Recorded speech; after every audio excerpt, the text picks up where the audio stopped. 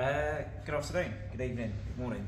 I don't know where you are or what your time you're listening or watching this, but we're back for another update of what is going on with Scary Mary. So I've been and had a shopping trip down at Rally Design, as we're only around the corner from there. Oh, this bench is so dirty. Yeah, we've been and had a trip to Rally Design and we've figured out what we need coolant hose wise. We will probably end up giving these a bit of a trim up to make them fit, but yeah, I think we should have everything we need here now. Coolant hose wise, might have to get a couple of extras just for running, making sure the loops and everything are right. See, we're not going to have a heater matrix in this because race car reasons. So yeah, that's one big thing potentially ticked off. And then the other thing, after 2 trips, because of reasons I don't want to get into on here, we've now got our joints for our lower torque mount as well. So between these, this tube and some fabricating magic, hopefully in the next couple of episodes we will have that side of things all wrapped up. So yeah, the reason you might notice if you've been watching, paying attention, that the bench is turned round and we're next to the car rather than away from it, and that is because, not because my little Jewish nephew's here, but it's because we've got Dory here. If you follow us on Instagram, you'll know what Dory is. That's the SD170 donor car that the engine and gearbox come out of. We're just pulling a few of the last bits and pieces out that we need to get not running and driving. I was here at 6:30 this morning pulling the cables out and the fuel tank, as that's high up on the to-do list, so that'll be getting done pretty shortly as well. Maybe in this video, maybe. But yeah, right, let's crack on, get some offering up done and see where we are. So just to give an idea of how we're going to be, you can see our top hose. We've got a thick boy for this, we've got a joiner in here, and then a slightly thinner one that's going to go onto the top hose. Obviously that's no bueno amigo, all kinked up like that. So what we've got to do is we've just got to trim 30mm here, 30mm here, and then it will sit sweet as a nut. Right guys, another early morning at the pounds. This morning, I think we're going to look at our torque mounts. So this is going to make up our lower torque mount. Obviously not this long, but you get the idea of it. So what we have is a rose joint. Disassemble it. So we have a rose joint that's going to go into the hole that the original gearbox mount went. A lock nut, which does what it says really. A threaded insert.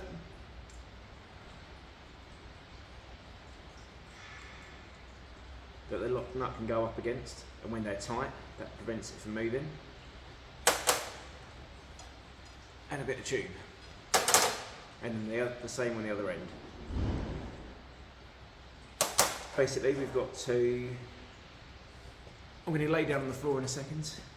We're going to figure out roughly how much length we need of our tube, trim it down, get our positions right, and then start making a bracket that's going to weld on body side.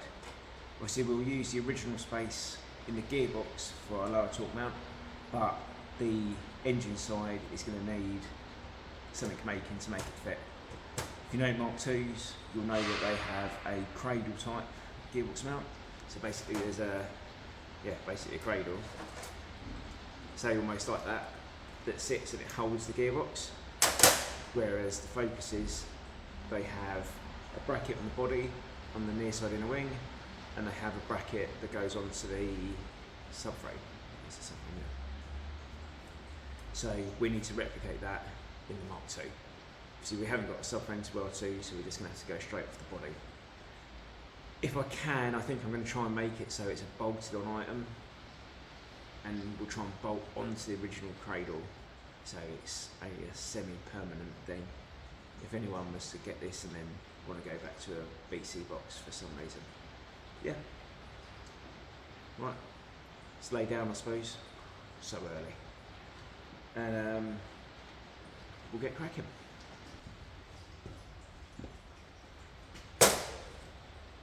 So this is our first cut of how it will look.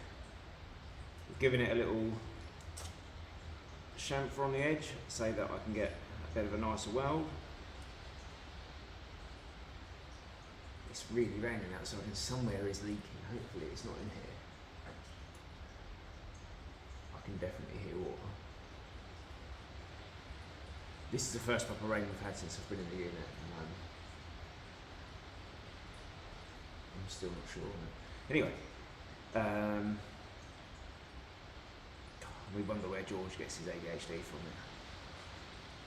There is no wonder. Yeah, so this is our first mock-up length. I'm just going to blast a tack onto it, maybe just on one end, and then we can figure out where we're going with the mount for the body. Whilst I was underneath there, sort of offering it up, you can see, well, I can see how I want to do it now. So there is space to go to make a mount that goes onto the original CDH setup. So that's quite cool. A lot of sows today. Sows. I nearly said it again. Right, I'm going to lay underneath then, take some measurements, figure out what size plate we need, get that chopped out. Go.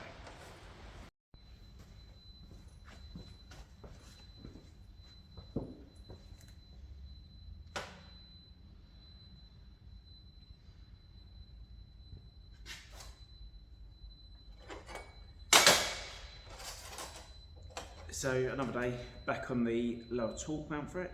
So we've got our base plate made that will bolt onto the original rear cradle mount. I can't remember where we got to filming yesterday morning, how far we were, so we'll just start from the beginning, start from the middle. I've scored up a couple of other tabs to cut, to drill.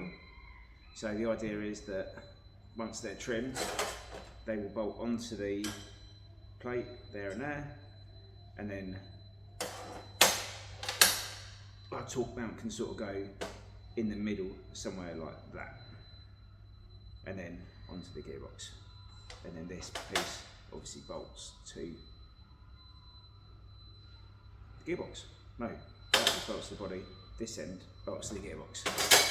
So we'll trim them up now, put some shape into them, drill some holes, and see how we look.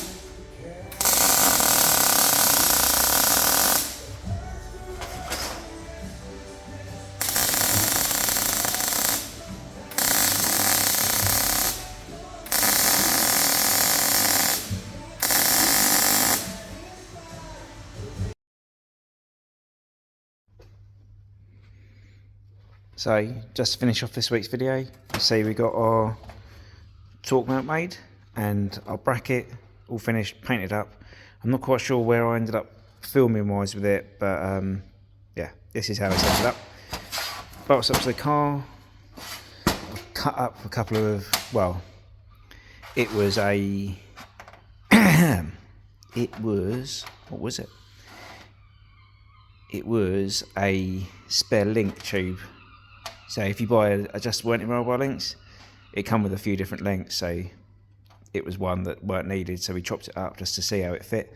Now I know the lengths that we need, because obviously it's going to need different spacings to sort of fit in the hole. I can then get some proper tube turned down on a mill so it's all flat, and yeah, so it will be a proper finish. But yeah, this is it then.